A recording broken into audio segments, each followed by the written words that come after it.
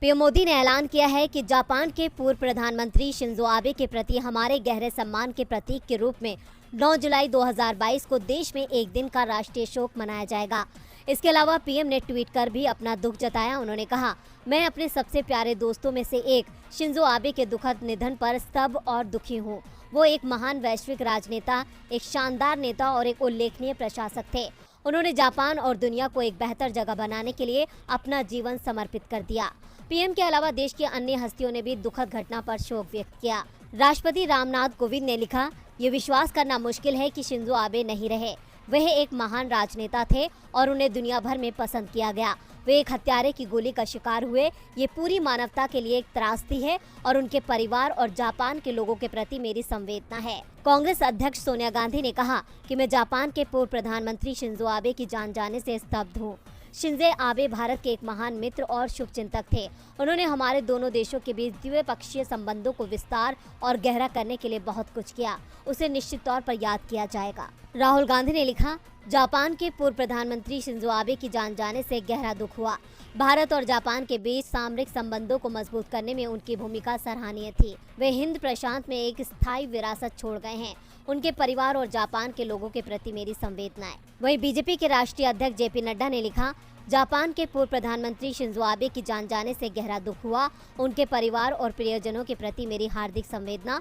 उनकी आत्मा को शांति मिले। उन्हें हमेशा एक दूरदर्शी के रूप में याद किया जाएगा, जिन्होंने जापान की अथक सेवा की और भारत जापान संबंधों को मजबूत करने की दिशा में काम किया। भारतीय विदेश मंत्री एस जयशंकर ने भी दुख जताया। जापान के लिए, भारत के लिए, दुनिया के लिए और मेरे लिए व्यक्तिगत रूप से एक दुखद दिन।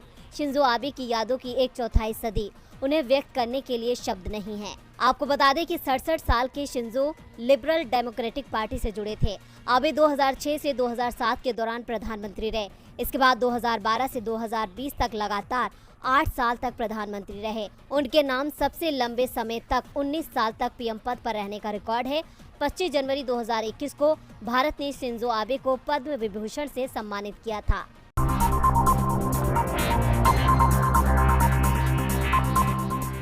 आरसीपी सिंह के मंत्री पद जाने की हताशा उनके बयानों में साफ नजर आ रही है। पद जाने से दुखी आरसीपी सिंह शुक्रवार को पटना पहुंचे, जहां मीडिया से बात करते हुए उन्होंने सीएम नीतीश के खिलाफ बयान दिया। आरसीपी सिंह ने कहा था कि वो किसी से नाराज नहीं है। फिलहाल वो गांव जाएंगे और वहीं रहेंगे। जेडीयू के कार्यकर्ता उन्हें जहां जहां बुलाएंगे वो वहां जाएंगे। आरसीपी सिंह ने कहा कि पीएम नरेंद्र मोदी की कृपा से 1 साल मंत्री रहे।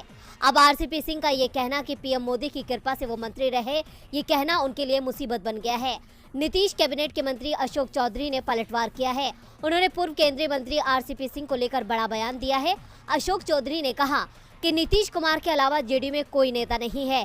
नीतीश कुमार जेडीयू के सर्वमान्य नेता हैं। नीतीश कुमार का आशीर्वाद जिन पर रहता है वह फलता फूलता है और जिनसे आशीर्वाद हट जाता है वह जमीन पर आ जाता है।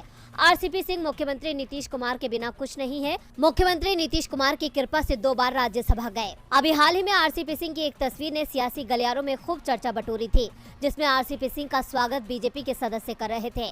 इस तस्वीर से दावा किया जा रहा था कि आरसीपी सिंह बीजेपी की राष्ट्रीय कार्यकारिणी की बैठक में शामिल हुए और बीजेपी ज्वाइन कर ली है। लेकिन बाद में इस पर से पर्दा हटा और बीजेपी ने कहा कि आरसीपी सिंह की ये तस्वीर एयरपोर्ट की है।